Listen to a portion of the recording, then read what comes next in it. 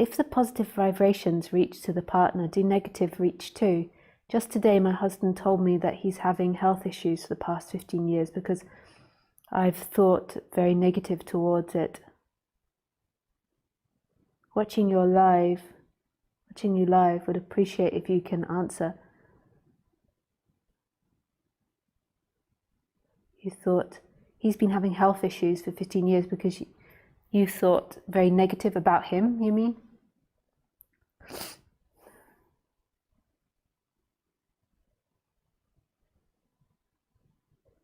I'd assume that's a human dynamic you're both caught in.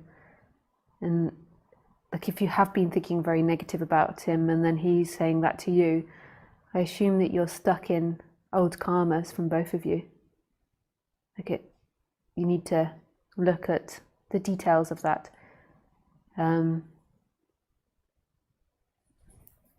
Because, I mean, it can't be that you've made him ill because he's also attracted you. So it's like he at any point could have moved away. So it's the same for me when I was talking about, like over the last 10 years from being a speaker, I didn't have good enough boundaries when I first started being a speaker. And I felt invaded. I felt I let myself get invaded to an extent.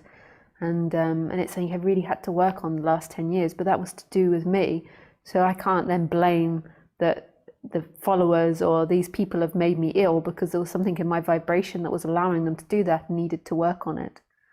So it's the same with you and him. You can't separate out one with the other. Like if you've been thinking and thinking very negatively about him and thinking very negatively about him, he's been calling that into his life as well. You can't separate out anything of this life. It's one, a world of one. So it's nobody's fault on the ultimate level. It's a happening. So I would suggest that you both work with someone online. I don't know in India if they have like couples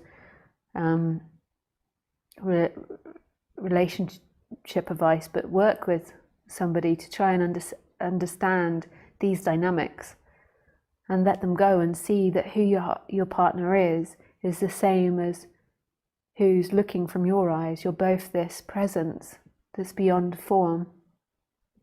I'm not saying that anybody can have perfect relationships. There's always going to be conflict in relationships. That's what happens when two instruments meet. There's never going to be this like running through poppy fields like for the rest of your life. That's not how life works.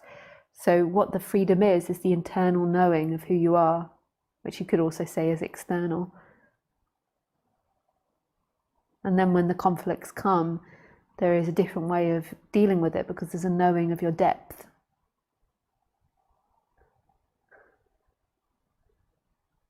Thanks, Krishna.